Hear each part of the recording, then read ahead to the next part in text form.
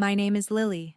I'm 27 years old, and for as long as I can remember, I've worn two labels that never really belonged to me: broke and worthless. At least, that's what my own family liked to say. To them, I'm the girl who never has the newest bag, the flashiest car, the designer anything. The one who shows up in the same shoes as last year and dares to call that fine. What they don't know, what they never bothered to ask, is that while they were laughing at my so-called poor lifestyle, I was quietly paying for theirs. The mortgage they brag about owning, my direct deposit, the car they love to flex on social media, my signature on the loan, the utility bills that somehow never get cut off, the medical bills that magically disappear, the credit cards that never quite go to collections, all me. I let them talk. I let them sneer. I swallowed every insult, every joke at my expense, because I told myself it was easier to be the silent backbone than the villain who made the family uncomfortable with the truth. But this morning, I opened my laptop, stared at my overflowing inbox, and realized something. The only reason they still see me as worthless is because I've been too scared to show them how much power I actually have. So I drafted one email, one subject line, a few screenshots, a list of transactions, and a CC list long enough to make them sweat. Before I show you exactly what I wrote in that email and what happened the moment they realized who was really paying for their perfect little life, tell me this. What time is it where you are? And where are you watching from? I want to see just how far this story about family, money, and revenge will travel. The first line I typed into that email was simple. Here is a list of everything you've ever called yours that was actually paid for by me. No drama, no insults, just that. Then I started listing mortgage payments, date, amount, confirmation number, line after line, month after month, highlighted in yellow. Under each one, I added where the money came from. Paid from my checking account ending in 0427. The house they posted online with the caption, "Hard work pays off." My hard work. Then came the car. The sleek, shiny SUV my sister loved to photograph from every angle. I scrolled back through my banking app and pulled the first transfer, the down payment they scraped together. I remembered that day at the dealership so vividly it made my stomach twist. I was 22, sitting on a cheap fake leather chair in a blazer that didn't quite fit right, while my mother and my sister charmed the salesman. Every time he mentioned the co-borrower, they waved their hands and said, "Oh, she's just there to help with the paperwork." Just paperwork, I repeated to myself back then, like a mantra. But when the monthly payments started overdrafting my account, no one called it just paperwork anymore. I screenshotted those payments too. For each image, I wrote one short sentence underneath. You drove this. I paid for this. It felt cold. It also felt true. With every item I added, a memory attached itself to the line like a shadow that wouldn't let go. I was 19, working my first office job, taking the bus because I couldn't afford a car yet. My phone buzzed one afternoon with a text from my mom. "Call me. Emergency." When I stepped into the hallway, she was already crying. "They're going to take the house, Lily. We're 3 months behind. I don't know what to do." I remember sliding down the wall, my heart pounding. I had a tiny emergency fund I'd built from saying no to coffee runs, splitting meals with friends, and pretending I wasn't hungry when I really was. I wired everything I had to her that same day. No questions, no judgment, no lecture. I told myself, it's fine, I'm young, I'll rebuild. She posted a family picture in front of the house a week later with the caption, "Grateful for our blessings." I wasn't mentioned. The bank transfer wasn't either. That was the first time I realized something. My sacrifices weren't just invisible, they were convenient to forget. As I kept typing, the list grew ugly in its honesty. Utilities, electricity, gas, water. Every time they bragged about never letting the lights go out, it was because I'd quietly stepped in before the shutoff notice turned into a truck outside their house. I added the receipts from the times I'd woken up to a frantic call. Lily, the power company made a mistake. We're about to get cut off. Can you just cover it this once? Just this once. Repeated so many times it turned into background noise. Then there were the medical bills. Those were the ones that hurt the most. Not just because of the money, but because of the emotional blackmail attached. You know I'd do it for you, my mom would say. The difference was, she'd say it. I'd actually do it. I attached confirmation emails from hospitals, pharmacies, labs. Under each one, I added, "Covered in full by me so no collections would call you." I wasn't trying to humiliate them. I was documenting a history they'd erased. Between attachments, I caught myself hovering over the delete key, wondering if I was being petty. Was I overreacting? Was I blowing things out of proportion? Then I remembered sitting at a family dinner when I was 24, exhausted from working overtime to catch up on my own rent because I'd bailed them out again. My mother lifted her glass and joked, "We all know Lily's not good with money. She's always too broke for nice things."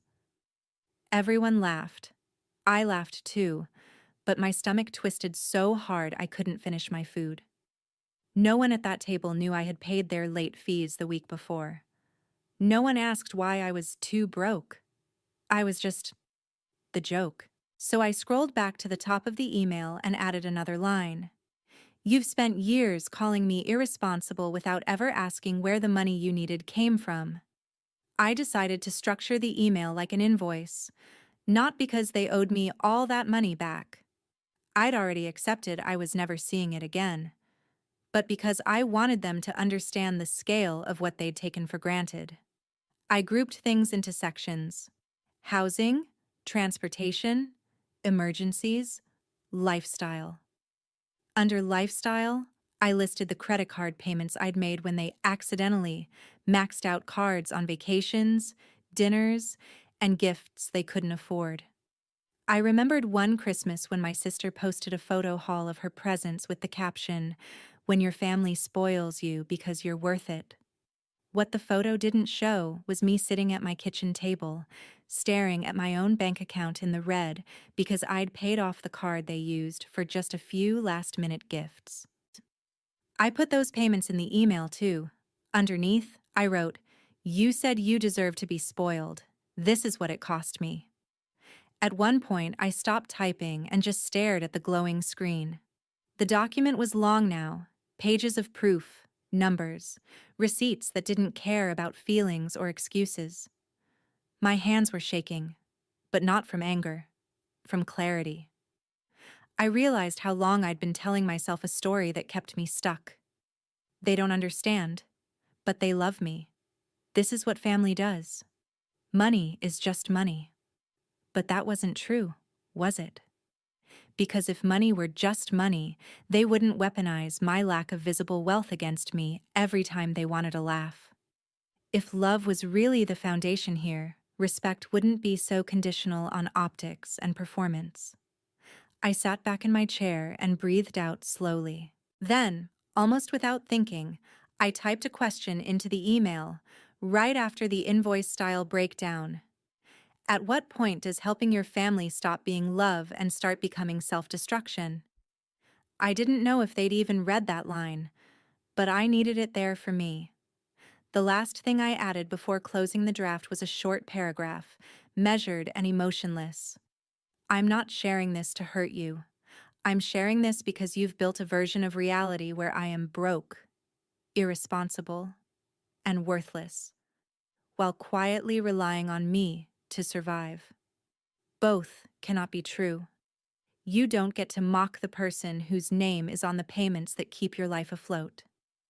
I read the email from top to bottom, my chest tight, my teeth clenched. Then I did exactly what I'd always done at this stage. I hit save draft instead of send. Some old habits don't break easily. My cursor blinked on the screen like it was daring me to be brave. I closed the laptop. I told myself I'd never actually send it.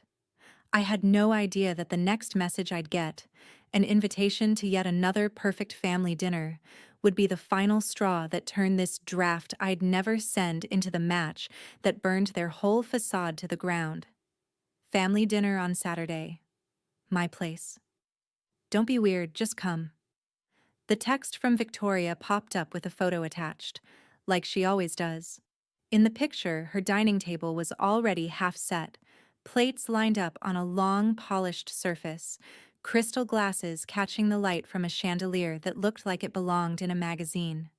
She loved staging these little previews, like trailers for the life she wanted everyone to believe she lived.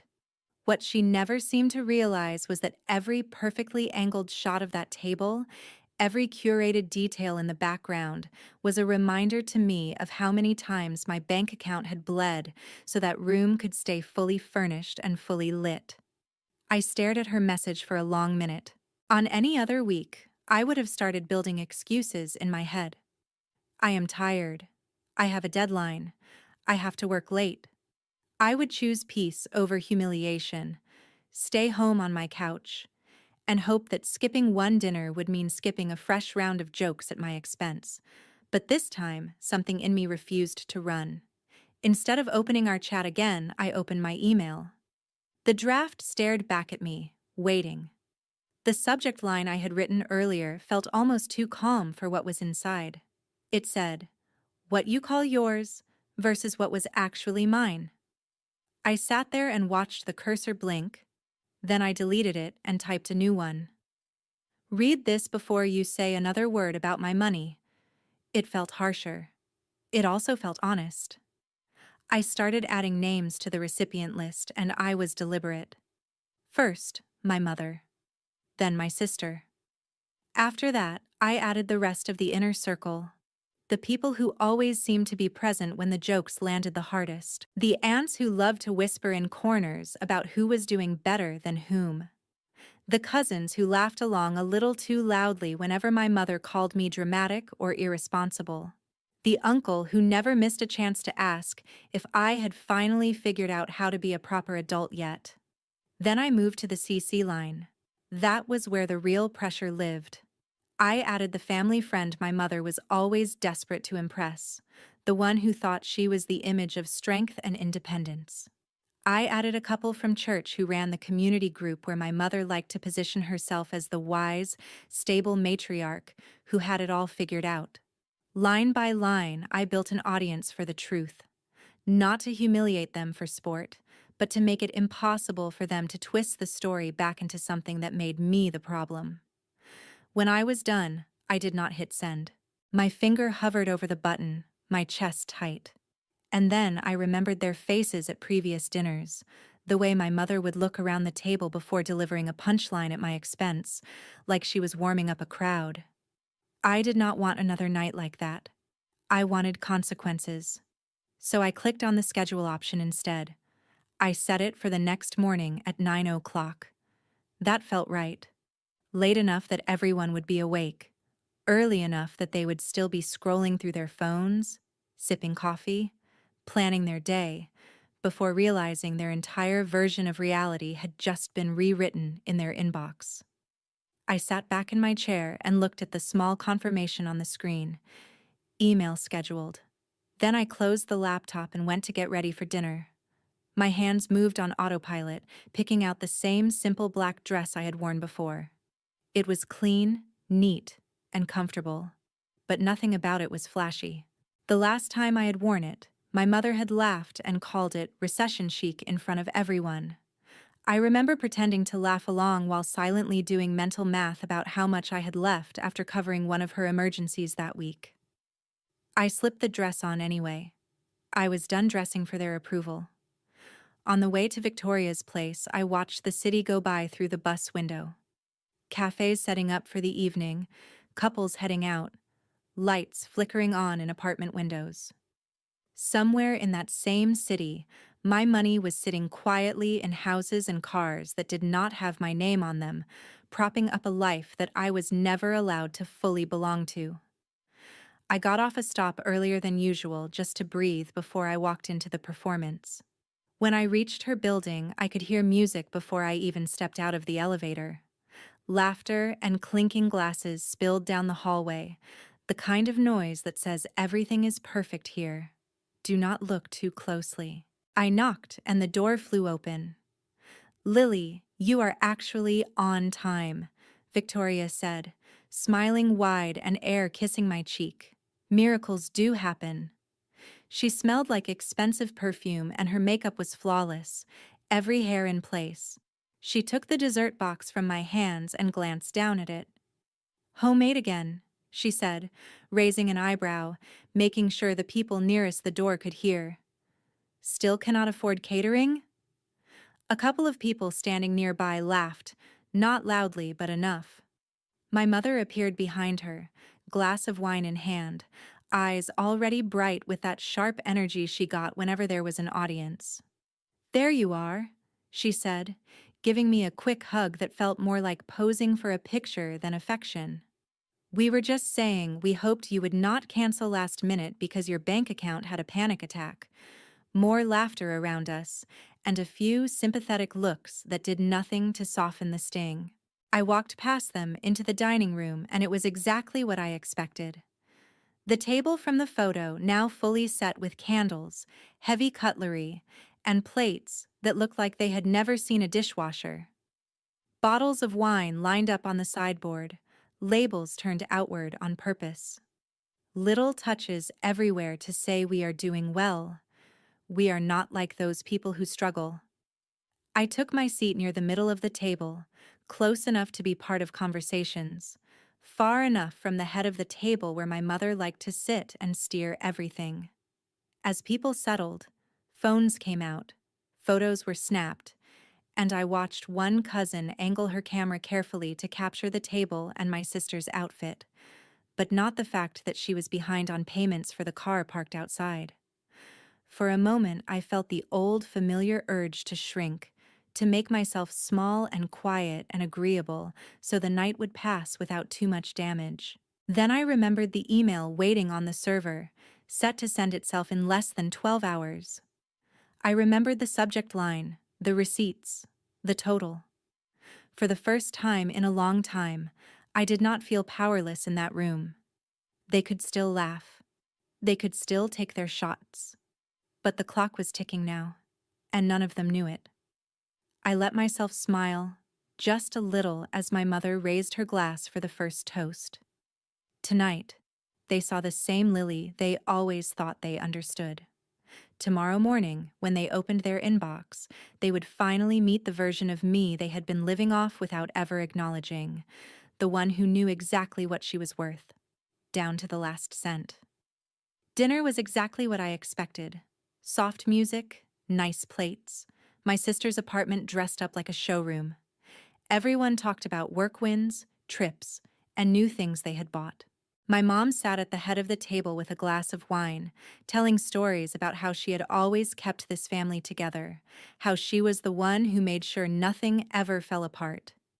People nodded, laughed, topped off her glass.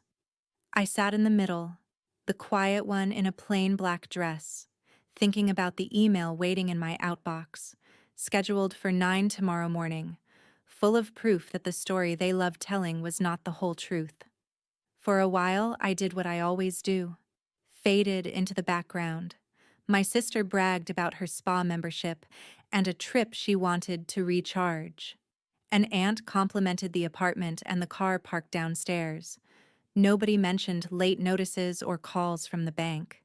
Nobody mentioned the nights they had called me because something was about to be cut off. To them, I was still the Lily who did not travel, who wore the same clothes more than once, who always said she was watching her budget. That version of me made sense to them. It made their own choices look better. The first hit came exactly when I knew it would. My mom set her fork down and looked straight at me. "So, Lily," she said, stretching my name. "How is life in that little apartment? Still pretending you like living like that? Or are you finally ready to admit you just cannot keep up?" A few people laughed. My sister smiled, waiting to join in. I took a breath, put my fork down, and met my mom's eyes. Normally, I would have shrugged, made a joke, moved on. Tonight, I stayed voyant. My life is fine, I said. My rent is paid. My lights stay on. My fridge has food. I am okay. My mom gave a small, disbelieving laugh. Oh, come on, she replied. Every time we invite you somewhere, you say you are broke. You bring homemade food instead of just sending money. You never join us on trips. At some point, you have to admit you are struggling. That is not a crime. Victoria jumped in. Exactly, she said. You work constantly, but what do you have to show for it? No vacations, no upgrades, nothing fun. That is not a strategy. That is just being broke. Broke. They loved that word when it came to me. They said it lightly, but it landed heavy every time. It used to cut right through me. After building that email and seeing my life in numbers, it just sounded lazy. You really think I am broke? I asked. My mom shook her head, still smiling. Lily, she said, you are almost 30 and still living like a student. You always talk about how tight things are. We are not attacking you. We worry about you. You could worry less and ask more, I said. None of you ever ask why I say no. You just decide I am failing. My sister rolled her eyes. Here we go, she muttered. The mystery speech. If you are struggling, just say it. Do not try to make us feel bad because you made bad decisions. I looked at the necklace around her neck, the one I remembered from a bill I had helped pay. I looked at the car keys on the table, attached to the car I had co-signed for. My throat tightened. I was not choking on shame this time, just on everything I could have said. I am not trying to make anybody feel bad, I said. I am asking you to think. How do you think so many things in this family have stayed afloat? The table went quiet. My uncle stopped mid-sentence. An aunt set her glass down. My mom's smile faded. What are you trying to say? She asked. That we cannot handle our own lives. That we are using you. We are family. Families lean on each other. You are acting like you are some kind of hero. Leaning on each other means both sides get support, I replied. Has that ever really been true for me? No one answered. The silence sat between us, heavier than any joke they had thrown at me. My sister finally spoke. So we have needed help sometimes, she said. Who has not? That does not mean you get to act like we owe you everything. You do not owe me everything, I said. You owe me respect. You owe me not turning me into a story about how broke I am while I am the one making sure certain bills get paid and certain things do not get taken away. The word bills changed something in my mom's face before she forced another laugh. Listen to yourself, she said. What bills? You make it sound like we are drowning. We always find a way. You find a way, I answered, because someone has been catching you every time you fall. My voice was even. My heart was pounding hard enough to feel it in my hands. After that, nobody slipped fully back into the easy rhythm they loved. People tried to change the subject. Jokes landed, but not quite right. I caught a cousin looking at me like he was replaying old moments in his head. My mom went back to her stories, but her eyes flicked toward me more often, as if she was trying to measure how far I was willing to go. When I stood to clear plates, my mom followed me into the kitchen. Away from the table, her voice dropped. Whatever you are planning, she said, do not forget who raised you, who took you in, who gave you everything you have. I set the dishes down and turned. You gave me a home, I said. I will always be grateful for that. But you did not give me everything. I have given you a lot too. More than you have ever admitted. Her jaw clenched. You are playing a dangerous game, Lily, she warned. Do not make a mistake you cannot fix. I walked past her back toward the hall. I already did, I said. I let this go on for years. Later, when I stepped outside, the air felt colder than when I arrived.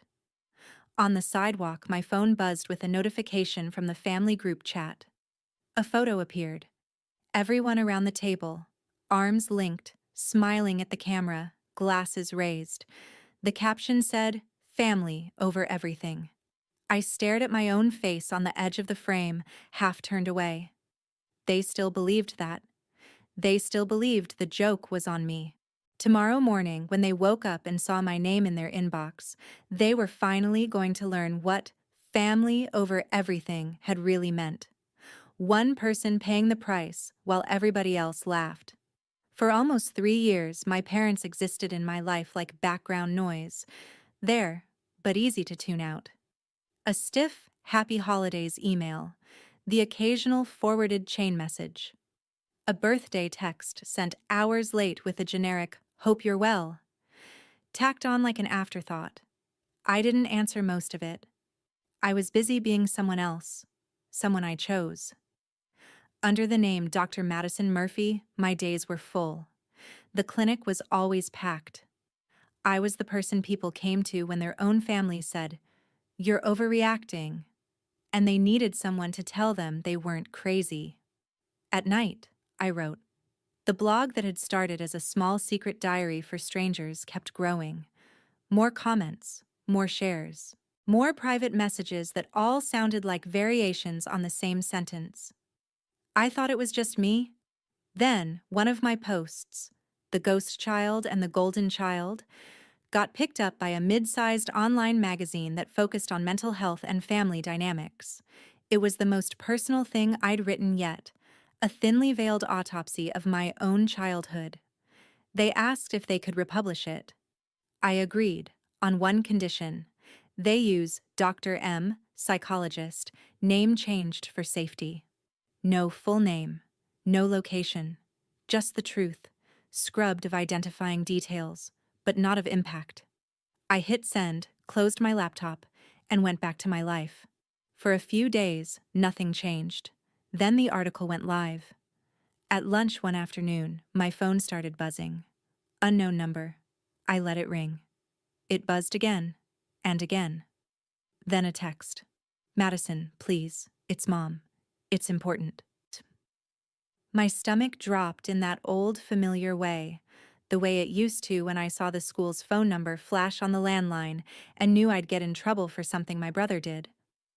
I stared at the screen until the call went to voicemail, then set the phone face down on my desk and finished my sandwich like nothing was happening. That night, I finally listened. In the first voicemail, my mother's voice sounded wrong, not calm, not superior, fractured. "Madison, if this is still your number, I think that article was about us," she said. "People are talking. Your father is furious. Your brother is losing clients, sponsors. They don't want to work with someone from a family that would do that to their daughter. Is that what you wanted? To punish us?" There it was. Not. We read it and realized how much we hurt you. Just, "You're making us look bad." The second voicemail came a few hours later, voice sharper, almost scolding. "This is our private business. I cannot believe you would paint us as abusers on the internet. It was one misunderstanding, and now you're making us look like monsters. Take it down. Fix it." One misunderstanding. My chest actually hurt at that. Years of missed events, of "don't be dramatic," of choosing my brother's needs over mine, boiled down to one misunderstanding they believed I should quietly swallow. I played the messages for Ava the next day after our last session. She leaned back in her chair, arms folded. "There it is," she said. "They didn't call because they suddenly saw you. They called because other people are finally seeing them." Am I going too far? I asked, hating the waver in my voice. Ava frowned. "You wrote about your experience. You didn't name them. You didn't fabricate anything. They built the house. You turned the lights on. If they don't like what it looks like, that's not on you." I wanted to believe her. A part of me still heard my dad's voice, though. Families handle things privately. You don't embarrass us in front of other people. That sentence had been used to shut me up my whole life. Later that evening, alone on my couch, I opened my email. A new message sat at the top of my inbox, subject line: Interview request, family estrangement story. A journalist who specialized in stories about toxic families, no-contact kids, and cultural expectations had read my article. They wanted to do a longer, anonymous piece. Your perspective as both a psychologist and someone who has walked away from their family is powerful, they wrote.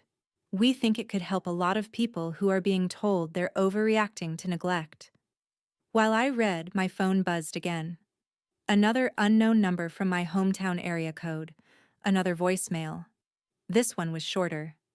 My mother's voice was raw. Please call me. We're desperate. Not, I miss you. Not, I'm sorry. Just, we're desperate. Desperate because my brother's Family Man brand was cracking after that leaked barbecue video. Desperate because the article gave people words for the kind of neglect they'd always brushed off as normal. Desperate because, for the first time, I wasn't the only one paying for their choices. I set the phone down and stared at the ceiling. My mind did what it always does. Turned the situation into a therapy session I couldn't bill for. One voice in my head sounded like the child version of me, 16, sitting on the edge of her bed in a dress she bought herself for an award ceremony her parents left early. If you pick up, she whispered, they'll say you're too sensitive again. They'll say you misunderstood. You'll cry, they'll sigh, and nothing will change. Please don't put me back in that room. Another voice, newer and sharper, sounded like Ava. You finally have leverage. Don't hand it back for free. Ask yourself who benefits if you make this easier for them. I shut my eyes and imagined the cafe from my hometown where we used to go after church. My younger self sat across from me in that mental picture, wearing my old hand-me-down jeans, knees bouncing, phone clutched in both hands. They're still your parents, she said quietly. And I'm still their daughter, I answered. But when has that ever protected me? She didn't have an answer. She just looked tired, the way I remembered feeling all the time back then. I opened my eyes. The empty apartment around me felt very far from that old house, that old version of me. I picked up my phone again. The screen glowed with my mother's last text. We're desperate. For what? I said out loud. For me? Or for damage control? The silence answered for her. I didn't call back that night. Instead, I replied to the journalist. An anonymous interview is fine, I typed, but I won't be softening what happened to make anyone more comfortable. My finger hovered over send for a long second. Somewhere inside me, that teenage voice whispered, Are you sure? This could make everything worse. Then another part of me, the woman who walked across a stage alone while her parents flipped burgers, answered, It's already as bad as it can be with them. This might make it better for someone else. I hit send. Only then did I open a new text to my mother and type, I got your messages. I'm not ready to talk. When I decide to, it will be on my terms. In public, where you can't rewrite what happened. Until then, you'll have to live with what you did, and with people finally seeing it. I didn't wait for a response. I muted the thread, put the phone face down, and let the quiet fill the room. Question for you. When someone only reaches out after your silence finally costs them money, status, and the mask they've worn for years, do they deserve your voice back, or just the echo of their own choices? In the end, I did call back, but not to apologize. If we talk, I told my mother, it has to be in public. Neutral place. No yelling, no pretending it was all a misunderstanding. You tell the truth, or there's nothing to say. She agreed instantly, which was almost suspicious. We picked a cafe halfway between my city and theirs, a crowded place with big windows and nowhere for anyone to hide. When I walked in, I spotted them immediately. My mom looked smaller than I remembered, lines etched deeper into her face. My dad looked exactly the same, just older, jaw clenched, arms crossed, anger hiding under a layer of calm. My mom stood like she wanted to hug me. I stopped just out of reach. "Hi," I said. "It's Dr. Murphy now." My dad's eyes flickered. He didn't like that. We sat. There was an awkward dance of menus and coffee orders, like we were strangers on a bad first date. As soon as the waiter left, my mom leaned in. "We're under attack," she began. "Ever since that article, people have been judging us. Your brother's sponsors are pulling out. Clients are avoiding him. Your father's position at the club is in question. This is hurting our whole family." I pulled my phone out, opened the family chat screenshot from my graduation day, and slid it across the table. My message: "Today I became Dr. Madison Carter. You chose burgers over being there. I won't forget that." Her reply: "We said we'd celebrate next week. Why are you making this about drama?" And beneath that, my dad's voice recording: "Don't be dramatic. It's just a ceremony." "You mean this?" I asked. "This is what I described. You're upset that people finally see it." My dad's mouth tightened. "We made a mistake. People make mistakes. That doesn't mean you get to smear us online and destroy our lives." "Interesting choice of words," I said. "Because when you skip my doctorate graduation, that was not just a mistake. It was a choice. You didn't forget. You prioritized convenience. I just wrote down what happened." My mom's eyes brimmed with tears. "You're twisting things. We have always supported you. We paid for your books, your rent. We were proud of you." "You were proud in theory," I cut in. "But when it came time to show up, you didn't. Not in high school, not in college, and not when it mattered most." "Did you forget leaving early from my high school graduation to get to his practice game, or skipping my scholarship reception because he needed the car?" They went quiet. A couple at the next table glanced over, but I didn't lower my voice. Let them hear. For once, I wanted witnesses. "We tried our best," my mom whispered. I laughed once, softly. "No, you tried your best with him. With me, you did the bare minimum and called it parenting. And when I finally pointed at the pattern, you called me dramatic." My dad leaned forward, voice low but hard. "We are not villains in your little revenge story. Families have problems, but you don't take them to the internet. That's betrayal." "You want to talk about betrayal?" I asked. "You betrayed me every time you made it clear I was optional. All I did was stop keeping your secret. That's not betrayal. That's disclosure."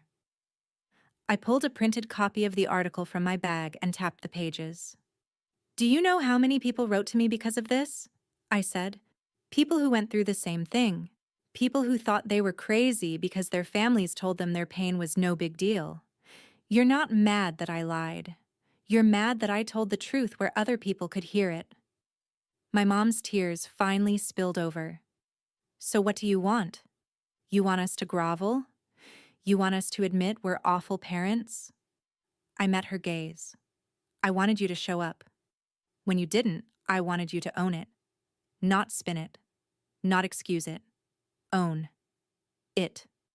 The silence that followed was heavier than any shouting match we'd ever had. My dad broke it. "You've made your point," he said stiffly. "You've punished us. So now what? You come home. We move past this. You're our daughter.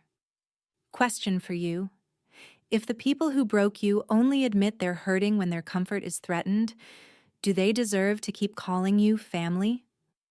There was a time when hearing "you're our daughter" would have shattered me, sent me running back just to be loved a little. Sitting in that cafe, I felt tired.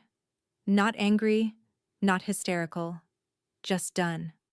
"No," I said finally. "I'm not coming home." My mom recoiled like I'd slapped her. "You can't mean that," she whispered. "We're still your parents." "Biologically, yes," I replied. "Emotionally? You fired yourselves a long time ago. I just finally accepted it." My dad scoffed. "You changed a name on some papers and now you think that erases blood?" I reached into my bag and pulled out an envelope.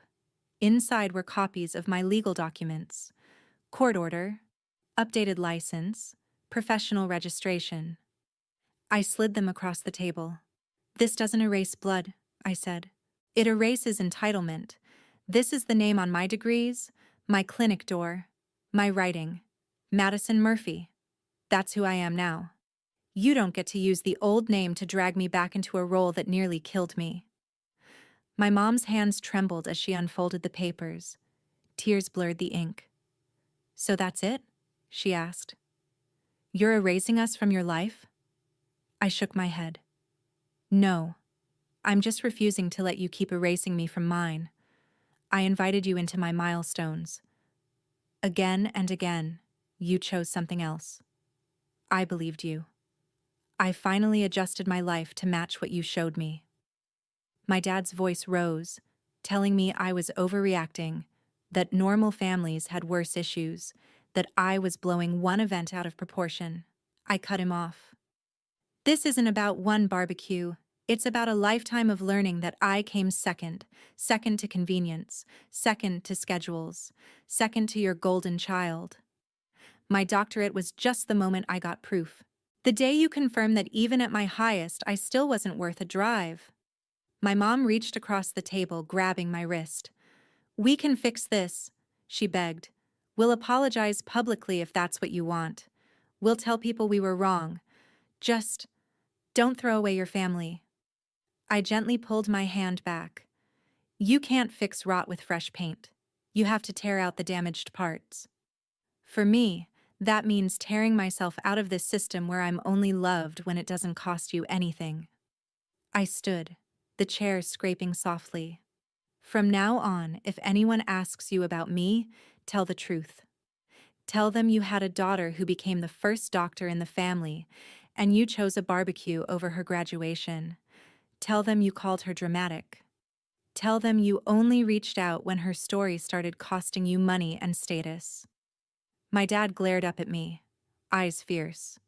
"You're going to regret this one day," he hissed. I looked at him and realized the spell was broken.